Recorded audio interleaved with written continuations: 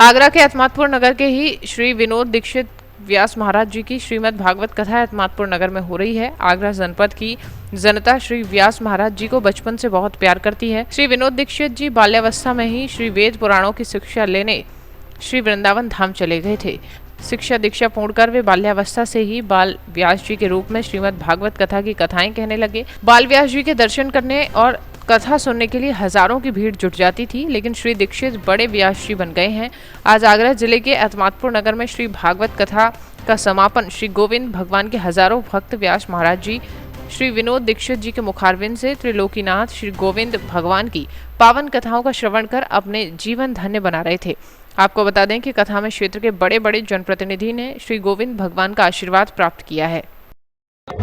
जिस तरह 7 दिन कथा का श्रवण किया, कैसा लग रहा है? व्यास जी के लिए क्या कहेंगे? इतना आनंद आया 7 दिन से पूरे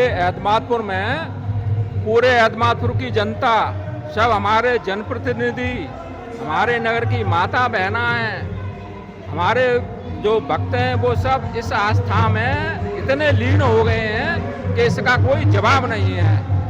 इस नगर में ये पहली बार, इस नगर में एतमादपुर नगर में ये पहली बार सप्ताह इतनी जोरदारी से हो रही है, इसका कोई जवाब नहीं है। और हमारी जनता माता बहनाएं इतनी खुश हैं कि जिसका कोई, भगवान में इतनी आस्था है पुरुषोत्तम मास में कि जिसका कोई जवाब नहीं है। श्री राधे। व्यास जी के लिए क्या कहेंगे आप? व्यास जी की कथा का जो आनंद है वो पब्लिक खूब धूमधाम से मजा ले रही है। श्रोता भक्तगण नाच रहे हैं, आनंद ले रहे हैं। और 7 दिन से लगातार विधायक जी और मंत्री जी का भी आवागमन हुआ है। और भंडारे का कल का प्रोग्राम है महाराज जी का, इनका बड़ा ही रसमय है। टीचर्स कॉलोनी में पहली बार भागवत कथा है ये। अपने क्षेत्र के व्यास जी महाराज जी हैं और इसका सम्मान इनके पूरे हर मोहल्ले से, नगर पालिका चेयरमैन साहब, सभासद जी, अमर विहार से, टीचर कॉलोनी, हर मोहल्ले से लोग आ रहे हैं और बहुत आनंद उत्साह के साथ हमारे 7 दिन पूरे होने जा रहे हैं। और मैं ऐसा सोचता हूं कि हर साल ऐसी सप्ताह, ऐसा प्रोग्राम हमारे नगर में हो और नगर की जनता भगवान के नाम का गुणगान करती है। जय श्री राम। जय श्री राम। बाह बिहारी की गहो, बसो बिहारी धाम, बसो बिहारी धाम, दरस बिहारी के करो, रटो बिहारी नाम। जय श्री राधे।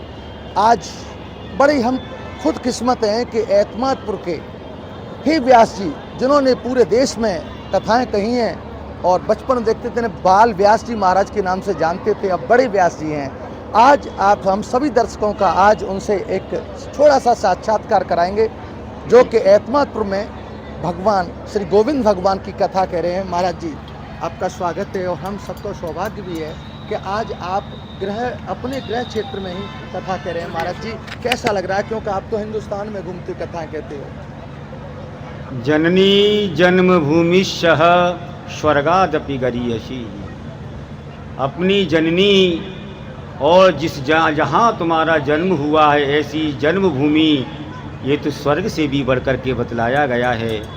मैं इतना गौरवान्वित हूँ और इतना आशीर्वाद मुझे मेरे अपनों से मिल रहा है कि मैं उससे बहुत आनंदित होकर के बिहारी जी के चरणों में यही प्रार्थना करूँगा कि हे बिहारी जी, बस ऐसे ही सबका प्रेम, सबका स्नेह, सबका आशीर्वाद मेरे ऊपर में बना रहे, यही मैं बिहारी जी से कामना करूँगा। व्यास जी महाराज, जिस तरह से पूरे हिंदुस्तान में जगह जगह आपने कथा कही है, लोग दूसरे मिलते थे और 7 दिन में अपने हो जाते हैं, आज अपने गृह प्रवेश में अपनों के बीच कथा कह रहे हो, कैसा लग रहा है महाराज? क्या वही स्नेह, वही ऐसा अनुभूति हो रही है प्रेम की?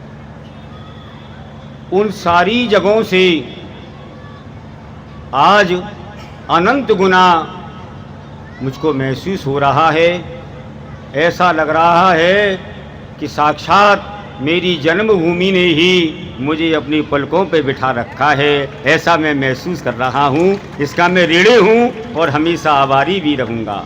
जिस तरह आप सुदामा चरित्र भी कह रहे हो, सुदामा जी पर देने को कुछ नहीं था, चावल थे, कपड़े भी, कोई पीले वस्त्र नहीं थे, कोई पोशाक नहीं थी।